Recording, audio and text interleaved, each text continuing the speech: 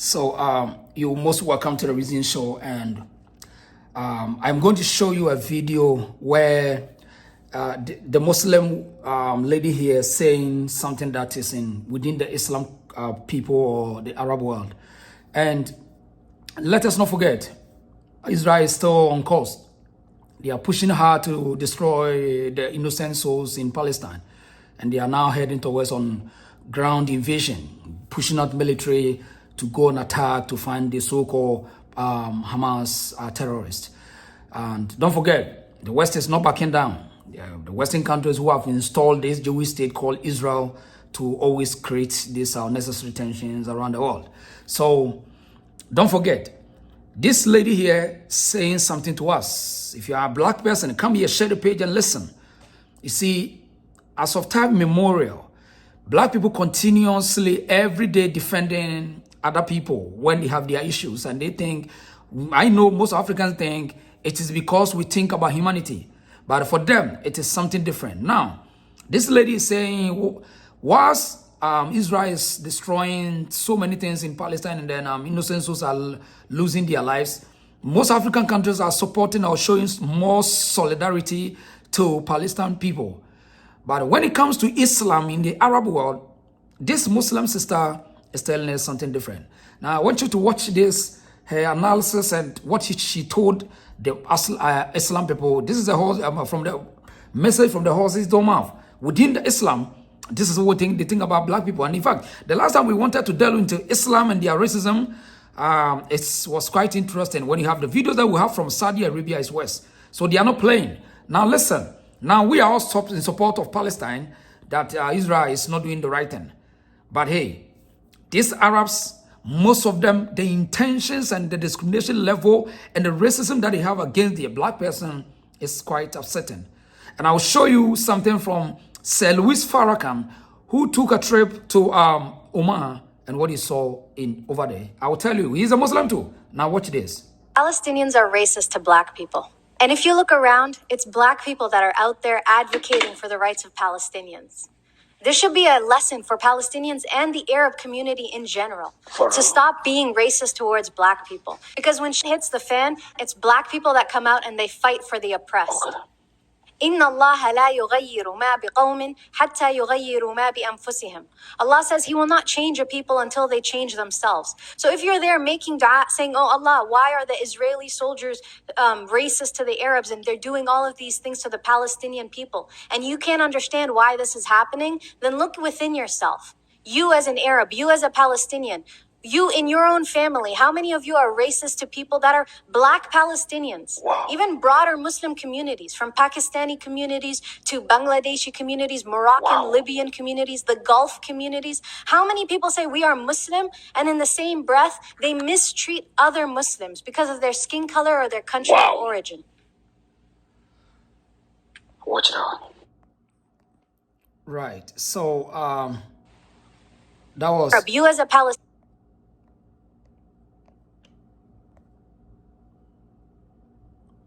So that was a Muslim sister who tried to expose her own religion and the intent against the black people.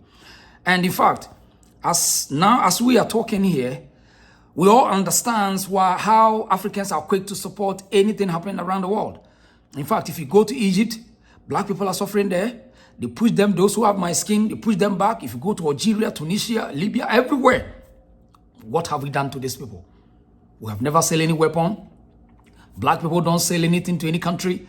In fact, the what have been described us as low IQ people. We can't produce anything. That we say we accept it and we are fighting our cause. But we always be on top to support anything, vulnerable people around the world.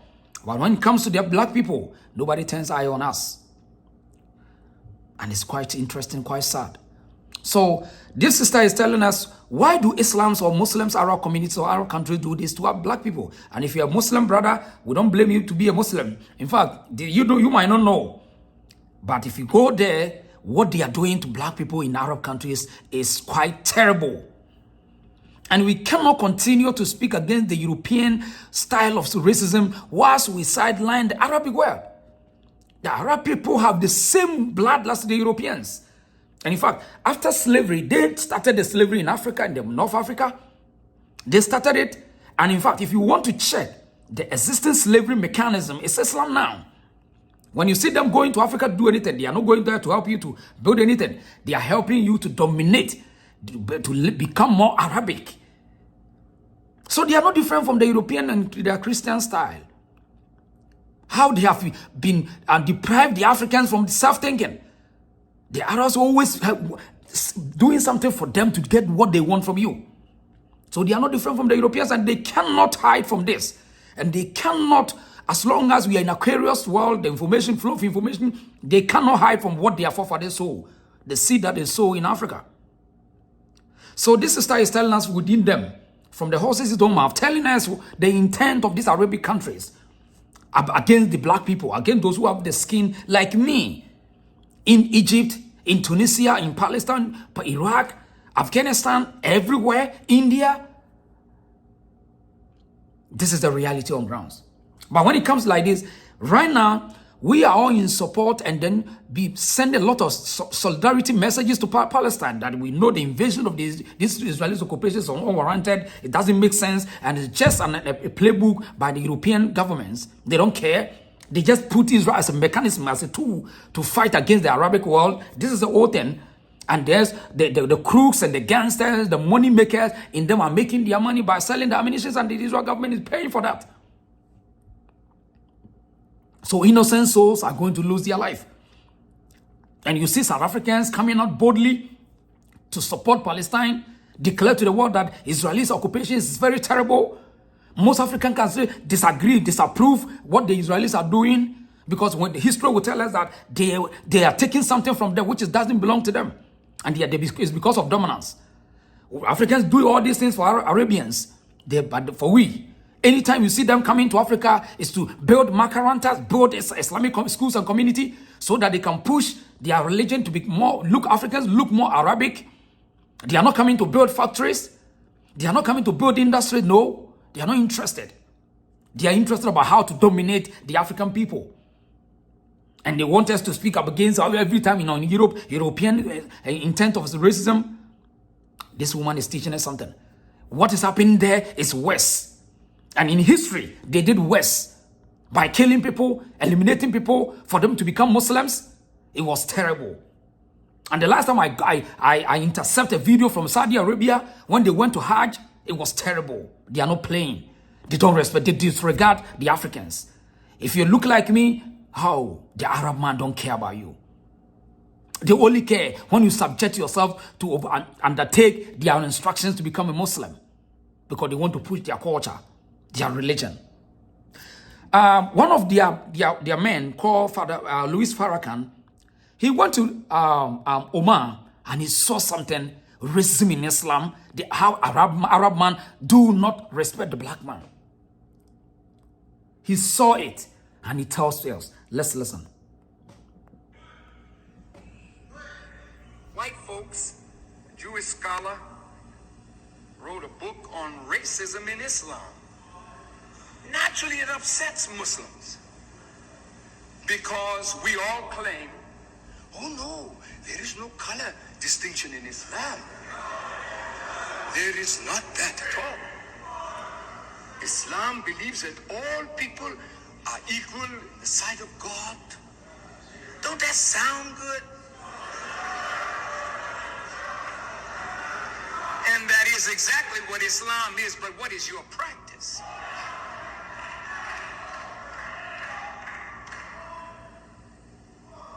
I was in Kuwait one day, and I visited the office of Al-Kaf. That is an office that dispenses with charity to the various Islamic groups and causes in the world. So I thought maybe they would be interested in helping us.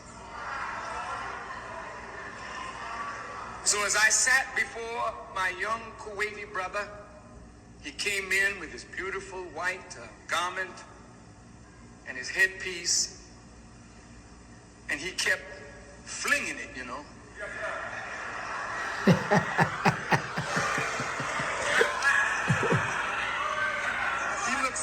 Diana Ross with long hair, you know.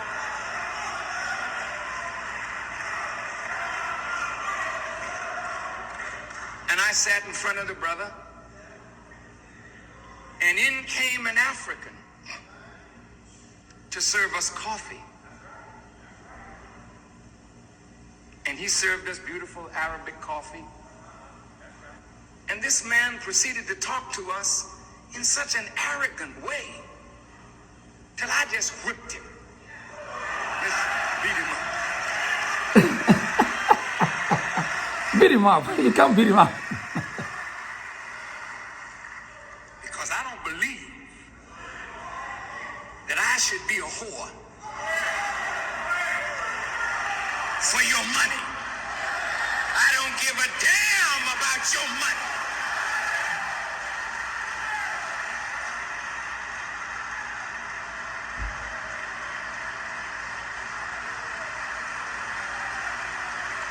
My Allah is sufficient for me. And I don't have to beg or crawl or beg nobody for what Allah promised me and promised us if we believe.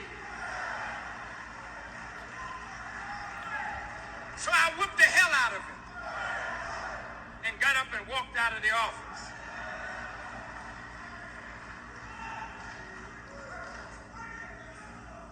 Later that evening, the African brother came to our hotel room. He had never heard anybody talk to them in that manner. He had a PhD degree from Al-Azhar University. And the man that was sitting in front of me had not even a master's degree, but the African with the big degree was serving me coffee and acting like a sycophant. And I asked myself, and I ask all of you, if Islam is real in your life, how can you allow another human being to put you down because of a need that you have or a desire that you have? You let another human being humiliate you, and yet you claim you're a servant of God.